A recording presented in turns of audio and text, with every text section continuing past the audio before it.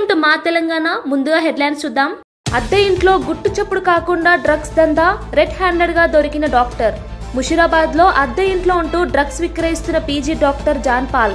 నిందితుల నుంచి 3 లక్షలు విలువ చేసే మాదక ద్రవ్యాలు స్వాధీనం.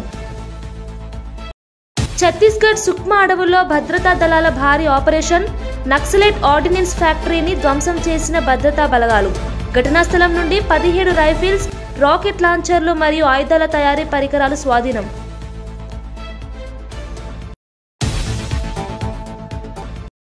ప్రధాని నరేంద్ర మోదీపై కాంగ్రెస్ అగ్రనేత రాహుల్ గాంధీ విమర్శలు.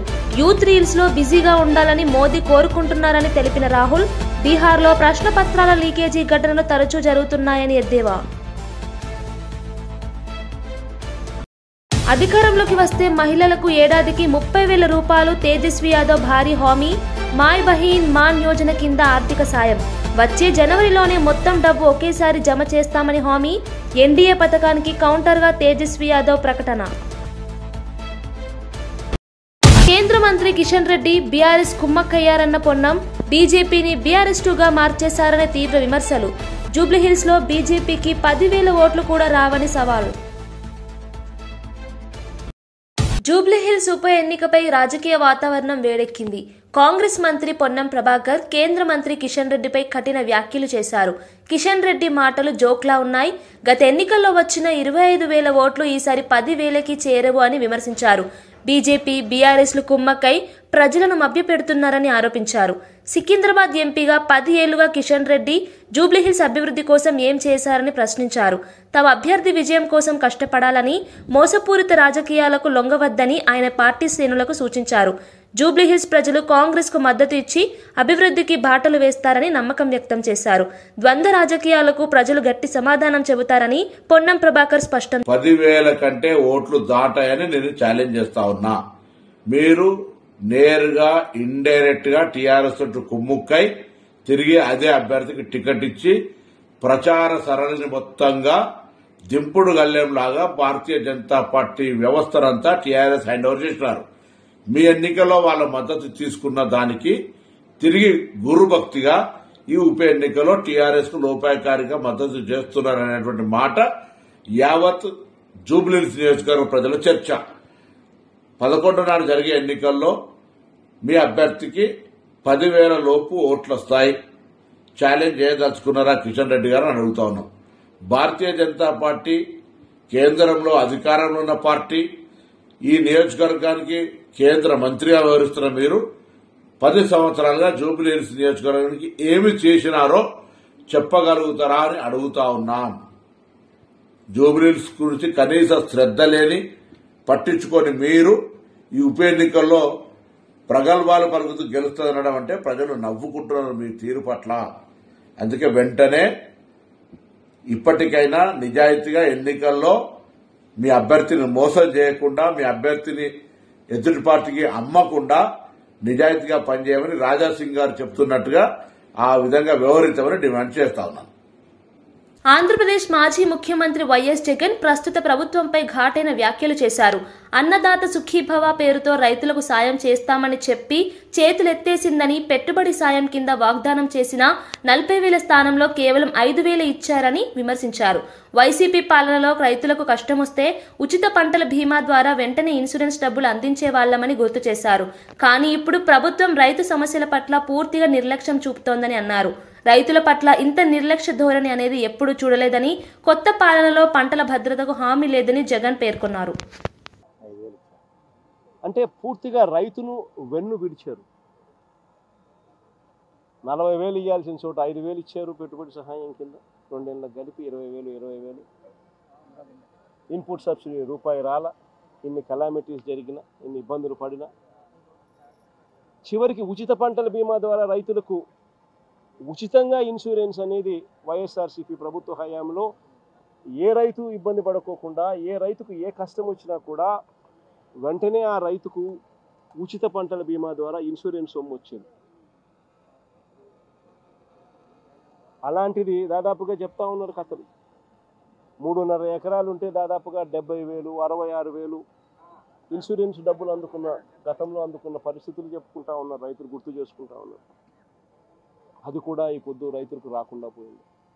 2016లో మంజూరైన బీజాపూర్ జాతీయ రహదారి ప్రాజెక్టుపై బీఆర్ఎస్ ప్రభుత్వం నిర్లక్ష్యం చూపిందని బీజేపీ ఎంపీ కొండా విశ్వేశ్వరరెడ్డి తీవ్రంగా విమర్శించారు. 5 ఏళ్లుగా భూసేకరణ ప్రక్రియను పూర్తి చేయకపోవడం వల్ల ప్రాజెక్టు నిలిచిపోయిందని ఆయన అన్నారు. ప్రజల అభివృద్ధి కన్నా రియల్ ఎస్టేట్ లాభాలకే ప్రాధాన్యత ఇచ్చారని ఆరోపించారు. రోడ్ల విస్తరణ వల్ల రైతులకు నష్టం పరిహారం ఇవ్వడానికి ప్రభుత్వం ముందుకు రాలేదన్నారు. బీజేపీ అధికారంలోకి వస్తే అన్ని జాతీయ రహదారి ప్రాజెక్టులను వేగవంతం చేస్తామని ఆయన హామీ ఇచ్చారు. రియల్ ఎస్టేట్ లాబీల ఒత్తిళ్లతో రాష్ట్ర ప్రయోజనాలు తాకట్టు పెట్టారన్న వ్యాఖ్యలతో రాజకీయ వేడి పెరిగింది.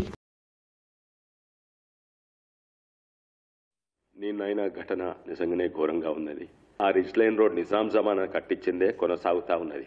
దాన్నే కొంచెం ఇంతో డాంబరేషన్లు. నేను మొదటిసారి ఎంపీ కాగానే హైవే కూడా చేయాలని మేము అడిగినాం. అయితే నితిన్ గడ్కరీ గారు 2016లో గెజెట్ ద్వారా ప్రకటించిండ్రు, నిధులు కేటాయించింది. 2016లో అప్పుడు టీఆర్ఎస్ ప్రభుత్వం ఉండే. దీనికి ల్యాండ్ ఎక్విజిషన్ కు ఓ ట్రైపార్టీ అగ్రిమెంట్ చేసి 2017లో ల్యాండ్ ఎక్విజిషన్ కు శాంక్షన్ కూడా అయినాయి నిధులు. ల్యాండ్ ఎక్విజిషన్ చేయలేదు. 2022లో మొదలు పెట్టిండ్రు. దాదాపు మొక్కనైంది. లాస్ట్ 1-2 బిట్లు మొన్న అయిపోయినాయి. ఇది 100% బీఆర్ఎస్ పార్టీ నిర్లక్ష్యము. ఇప్పుడు కూడా 1-2 సరిదిద్దే అవకాశం ఉంది. దీంట్లో రాష్ట్ర ప్రభుత్వము ఇన్వాల్వ్ కావాలి. పాత అక్విజిషన్ చేసింది కొంచెం వాపసు ఇచ్చేసి కొత్తగా చక్కగా చేయాలి. జూబ్లీహిల్స్ ఉప ఎన్నికల ప్రచారం వేడెక్కుతోంది. ఈ నేపథ్యంలో కంటోన్మెంట్ ఎమ్మెల్యే శ్రీ గణేష్ రాజీవ్ నగర్, జయంతి కాలనీ ప్రాంతాల్లో ఇంటింటికి తిరిగి ప్రజలతో మమేకమయ్యారు. స్థానిక సమస్యలను తెలుసుకుని పరిష్కారానికి కృషి చేస్తామని హామీ ఇచ్చారు. గత 10 సంవత్సరాల నుండి బీఆర్ఎస్ పాలనలో ఈ ప్రాంతం పూర్తిగా నిర్లక్ష్యానికి గురైందని ఆయన విమర్శించారు. కాంగ్రెస్ అభ్యర్థి నవీన్ యాదవ్ ని గెలిపించాలంటూ ఓటర్లను కోరారు. ఈ సందర్భంగా ప్రజలు తమ సమస్యలను ఎమ్మెల్యేకి వివరించగా అవి త్వరలోనే పరిష్కారం అవుతాయని గణేష్ హామీ ఇచ్చారు. ప్రచారంలో మాజీ వైస్ ప్రెసిడెంట్ జంపన ప్రతాప్, మురళీ ముదిరాజ్, ముప్పిడి మధుకర్ తదితర కాంగ్రెస్ నాయకులు పాల్గొన్నారు.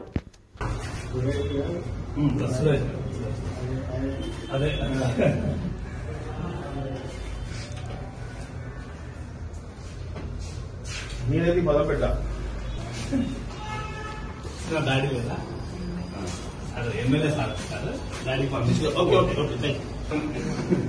అన్నా నమస్తే. నేను ఎమ్మెల్యే కంటోన్మెంట్ ఎమ్మెల్యే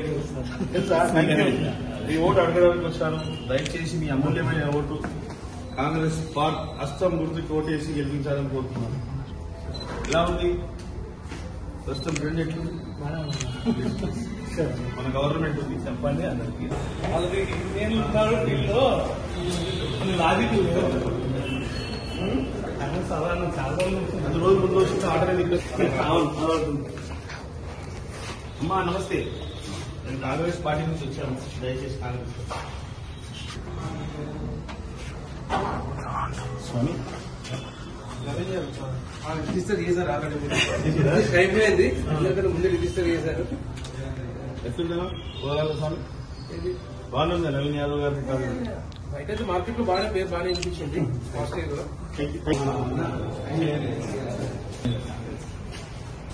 దయచేసి కాంగ్రెస్ కోట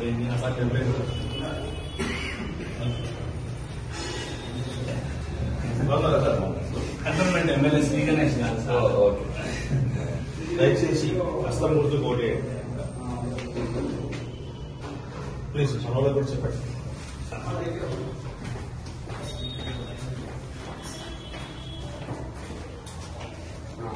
శ్రీ గణేష్ గారు కంటోన్మెంట్ ఎమ్మెల్యేని కాంగ్రెస్ ఎమ్మెల్యేని గెలిపించాలా? కాంగ్రెస్ క్యాండిడేట్ పోటీ.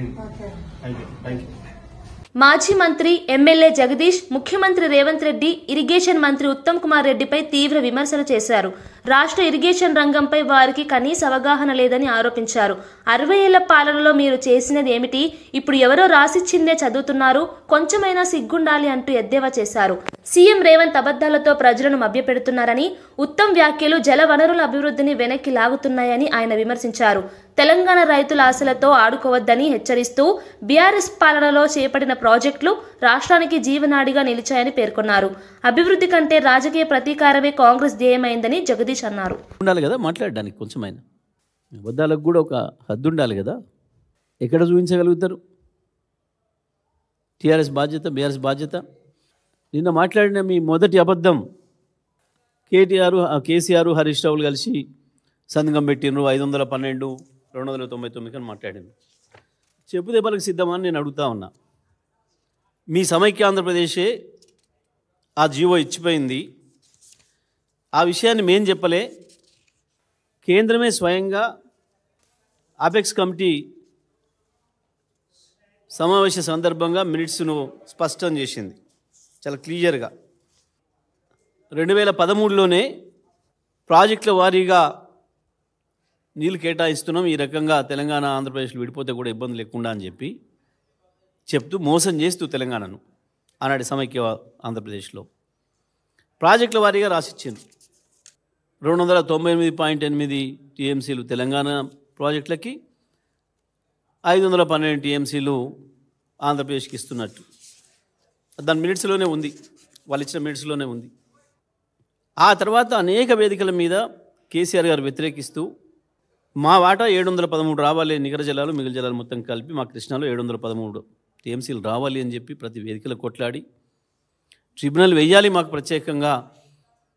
ఆనాడు కేవలం ఆంధ్రప్రదేశ్, మహారాష్ట్ర, కర్ణాటకలే ఉన్నాయి కాబట్టి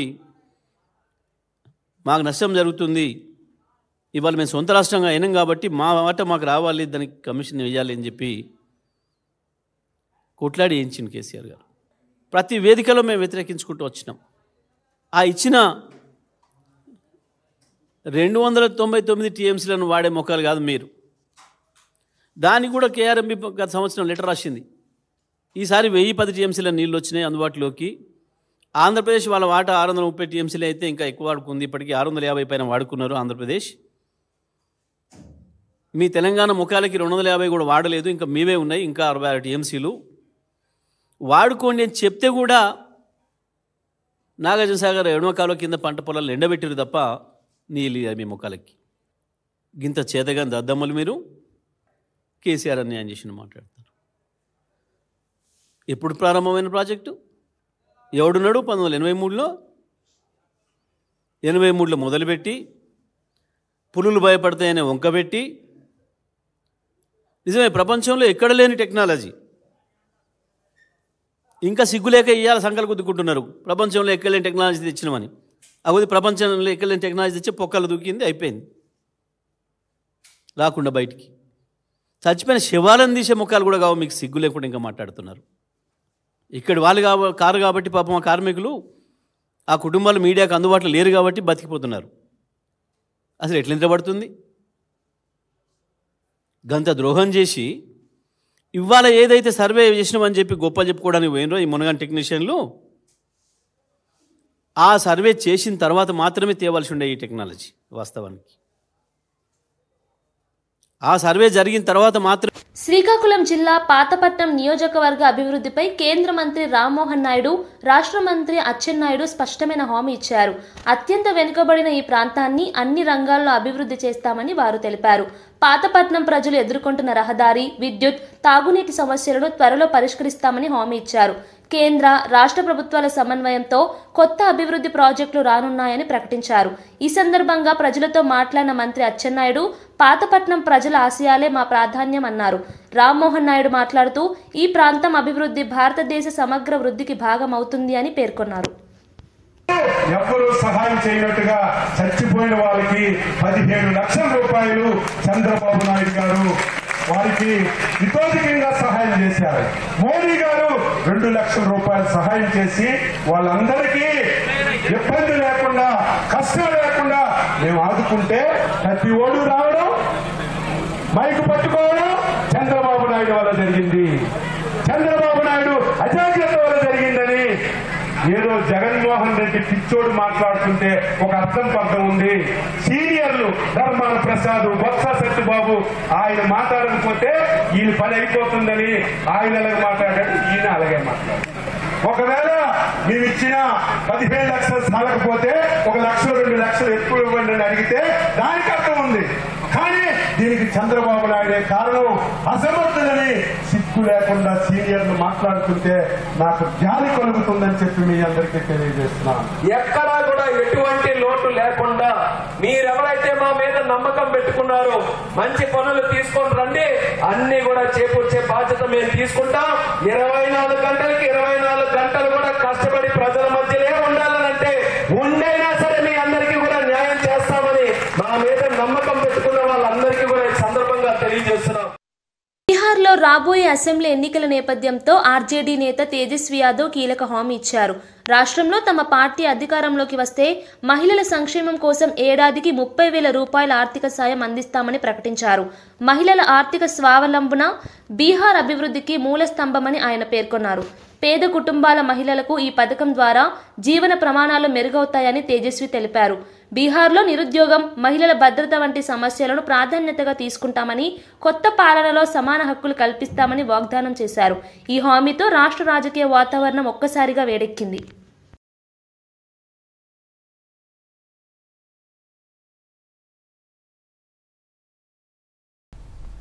पूरा मूड जो है इस बार बदलाव का है, परिवर्तन का है। और इस बार बिहार की जनता जो है 20 साल पुरानी जो सरकार चल रही है उसको उखाड़ फेंकने का काम करेगी। माँ बहनों के मांगों पर सरकार बनते ही 14 जनवरी मकर संक्रांति के दिन माँ बहन मान योजना के तहत पूरे 1 साल का 30,000 रुपया माता और बहनों के खाते में हम लोग डालने का काम करेंगे.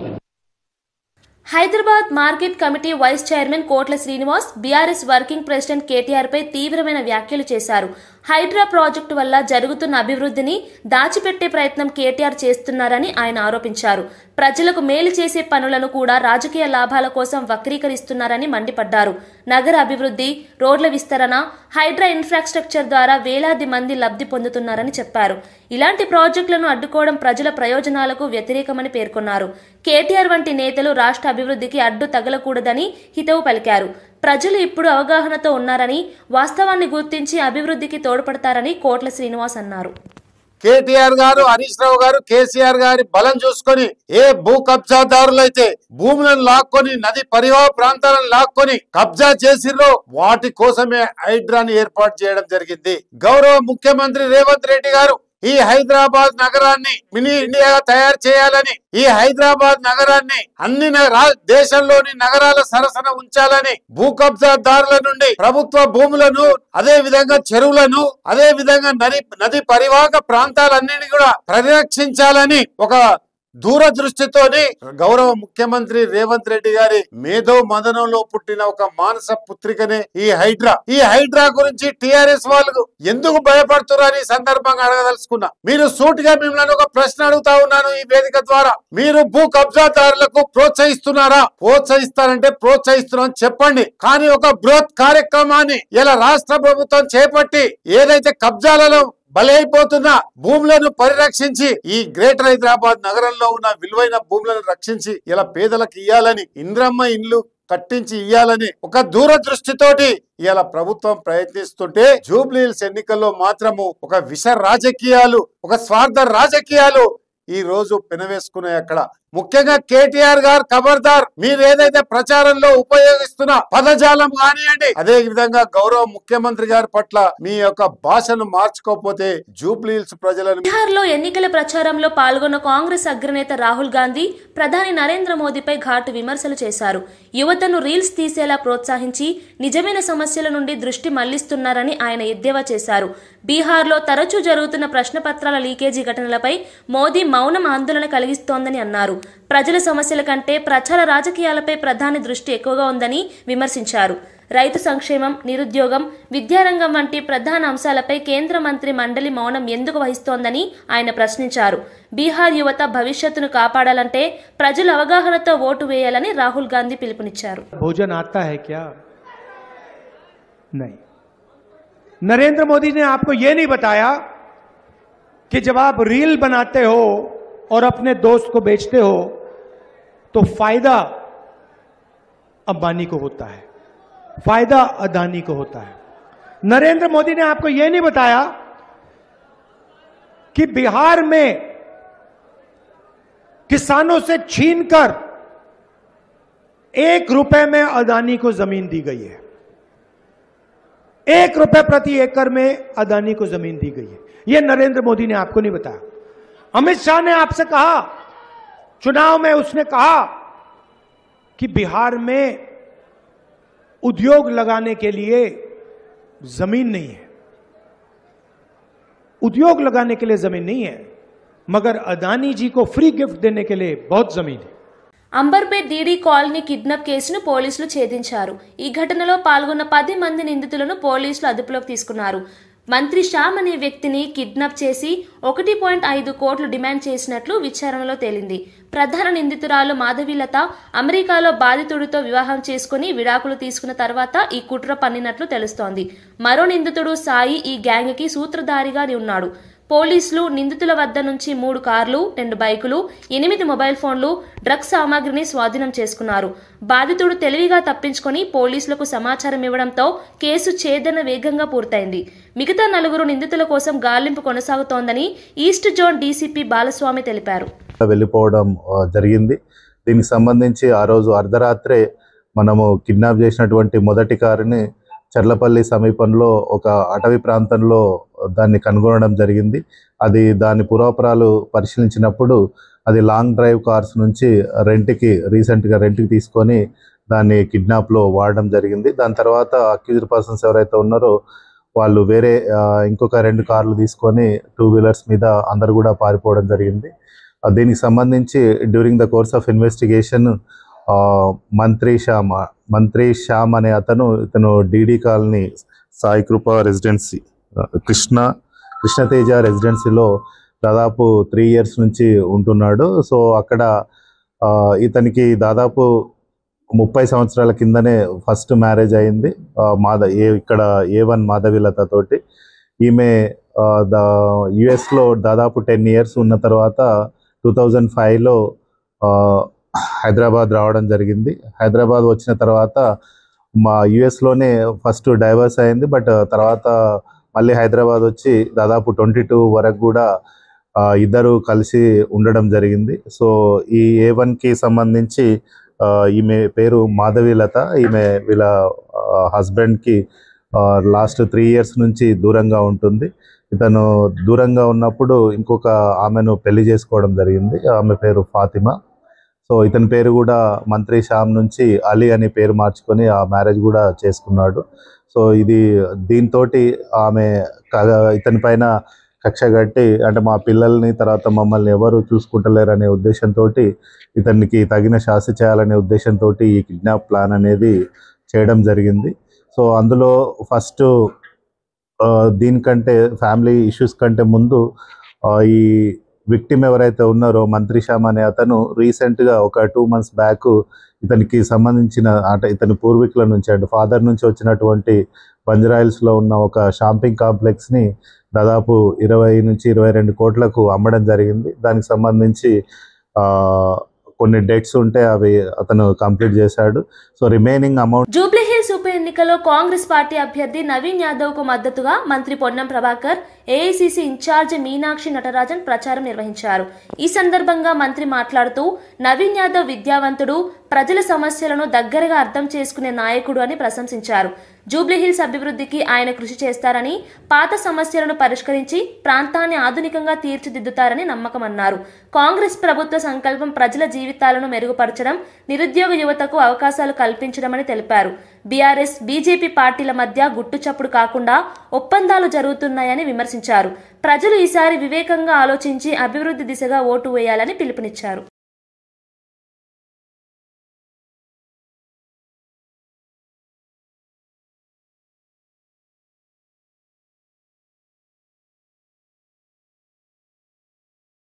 ఓకే.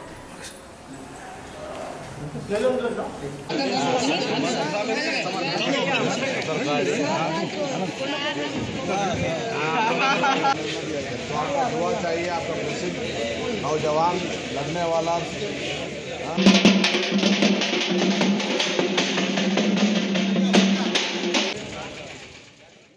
ఛత్తీస్గఢ్ రాష్ట్రంలోని సుక్మా అడవుల్లో భద్రతా దళాలు మావోయిస్టులపై భారీ ఆపరేషన్ చేపట్టాయి.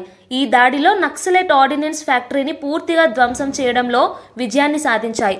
దాడి అనంతరం ఘటనా స్థలం నుండి 17 రైఫిల్స్, రాకెట్ లాంచర్లు, బుల్లెట్ల తయారీ పరికరాలు, పేలుడు పదార్థాలు వంటి ఆయుధ సామగ్రిని భద్రతా బలగాలు స్వాధీనం చేసుకున్నాయి.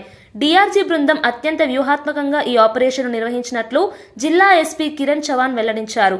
ఈ దాడి మావోయిస్టుల నెట్వర్క్కి పెద్ద దెబ్బగా మారిందని చెప్పారు.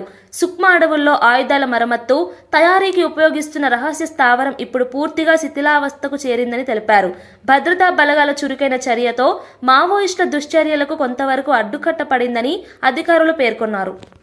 वजह से इस प्रकार के डंप काफी ज्यादा मात्रा में एनकाउंटर, अरेस्ट, सरेंडर हो रहे हैं।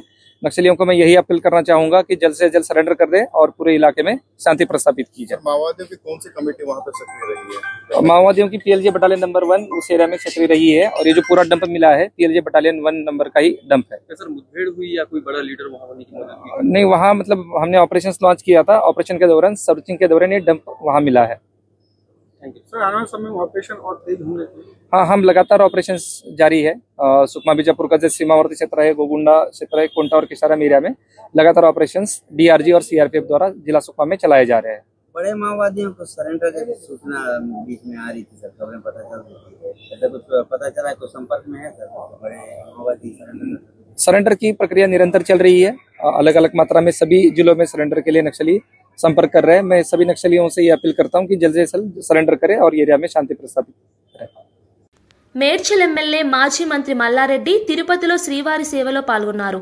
ఈ సందర్భంగా ఆయన ఇటీవల తిరుపతిలోని శ్రీ కాలేజ్ను కొనుగోలు చేసినట్లు వెల్లడించారు. దేశవ్యాప్తంగా విశ్వవిద్యాలయాలను స్థాపించాలన్న తన సంకల్పాన్ని తెలిపారు. యువతకు నాణ్యమైన విద్యను అందించడం తన ప్రధాన లక్ష్యమని పేర్కొన్నారు. విద్యారంగంలో తెలంగాణను ఒక మోడల్ స్టేట్గా తీర్చిదిద్దడమే తన కల అని చెప్పారు. తిరుపతిలో విద్యా విస్తరణకు శ్రీ కాలేజ్ సహకారం అందిస్తుందని అన్నారు. రాజకీయాలు, సేవా కార్యక్రమాలు రెండింటినీ సమాంతరంగా కొనసాగిస్తానని స్పష్టం చేశారు. తెలంగాణను అభివృద్ధి, సంక్షేమానికి కేవలం కేసీఆర్ నేతృత్వమే అవసరమని మల్లారెడ్డి అభిప్రాయపడ్డారు. తిరుమల దర్శనానికి వచ్చిన భక్తులు కూడా ఆయనతో ఫోటోలు దిగారు.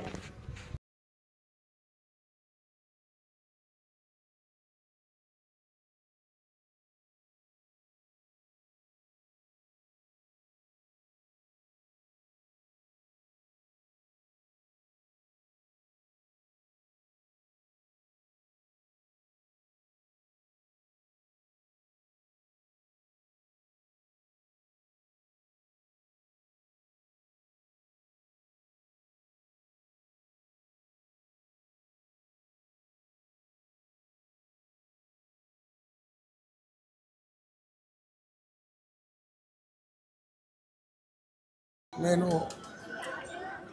ఈ 2 నెలల్లో 3 సార్లు వచ్చిన. ఫస్ట్ మొక్కిపోయినా నేను భారతదేశం అంతా యూనివర్సిటీలు పెట్టాలని వైజాగ్లో తీసుకున్నా.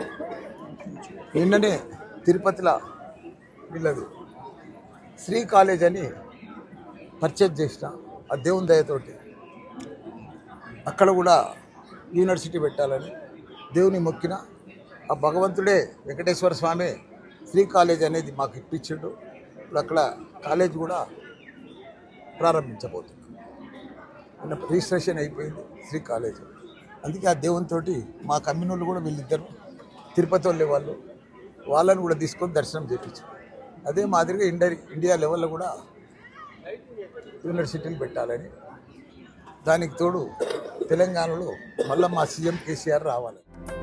తెలంగాణ జాగృతి అధ్యక్షురాలు కల్వకుంట్ల కవిత రాష్ట్రంలోని ప్రధాన రాజకీయ పార్టీలను తీవ్రంగా విమర్శించారు. హైదరాబాద్ జూబ్లీహిల్స్ ఉప ఎన్నికలపై రాజకీయ పార్టీలు చూపుతున్న శ్రద్ధ రైతు సమస్యల పరిష్కారంపై కనిపించడం లేదని ఆమె ఆవేదన వ్యక్తం చేశారు. రైతులు పంట నష్టాలతో, మార్కెట్ ధరల లోటుతో ఇబ్బందులు పడుతున్నప్పటికీ ప్రభుత్వం, ప్రతిపక్షం ఎన్నికల రాజకీయాల్లో మునిగిపోయాయని పేర్కొన్నారు.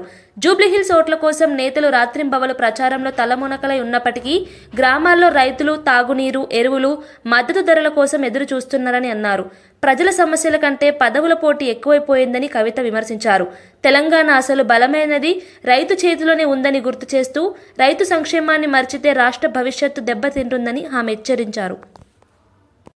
ఎఫెక్ట్ పడకుండా చూడాలని కూడా ప్రైవేట్ కళాశాలల వాళ్ళని నేను కోరుతా ఉన్నాను. 1 రోజు 2 రోజు సింబాలిక్ గా బంద్ పెట్టి ఆ తర్వాత పిల్లలకు చదువు చెప్పడం కంటిన్యూ చేయగలిగితే పరీక్షలు రాయడంలో వాళ్ళకి ఇబ్బంది రాదు. కాబట్టి ఆ దిశగా ప్రైవేట్ కళాశాల వాళ్ళు ఆలోచన చేయాలి. మీరు బంద్ పెట్టుండి మీకోసం మీ తరఫున మేమందరం కొట్లాడతాం. ఒకటి బాధ కూడా ఏంటి అని అంటే అన్ని పార్టీలలో అందరు పెద్ద నాయకులు ఓన్లీ జూబ్లీహిల్స్నే ఉన్నారు. జూబ్లీహిల్స్లో రైతులు ఉంటే మాత్రం ఇమీడియట్ గా మా పత్తి పరిష్కారం అవుతుంది, పత్తి సమస్య అన్నాడు. ఎన్నికలు అర్బన్ ఏరియాలో అవుతుంది, పట్టణంలో అవుతుంది కాబట్టి రైతుల్ని పట్టించుకుంటలేరు. అది మాత్రం చాలా దారుణం. బులెటిన్ ముగించే ముందు హెడ్లైన్స్ మరోసారి చూద్దాం. అద్దె ఇంట్లో గుట్టు చప్పుడు కాకుండా డ్రగ్స్ దందా, రెడ్ హ్యాండెడ్ గా దొరికిన డాక్టర్. ముషిరాబాద్ లో అద్దె ఇంట్లో ఉంటూ డ్రగ్స్ విక్రయిస్తున్న పీజీ డాక్టర్ జాన్ పాల్. నిందితుల నుంచి 3 లక్షలు విలువ చేసే మాదక ద్రవ్యాలు స్వాధీనం.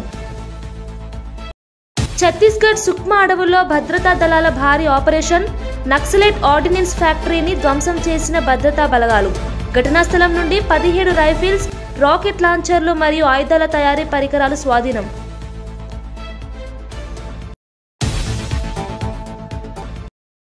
ప్రధాని నరేంద్ర మోదీపై కాంగ్రెస్ అగ్రనేత రాహుల్ గాంధీ విమర్శలు. యూత్ రీల్స్ లో బిజీగా ఉండాలని మోదీ కోరుకుంటున్నారని తెలిపిన రాహుల్, బీహార్లో ప్రశ్నపత్రాల లీకేజీ ఘటనలు తరచూ జరుగుతున్నాయని ఎద్దేవా. అధికారంలోకి వస్తే మహిళలకు ఏడాదికి 30,000 రూపాయలు తేజస్వి యాదవ్ భారీ హామీ. మాయ్ బహీన్ మాన్ యోజన కింద ఆర్థిక సాయం.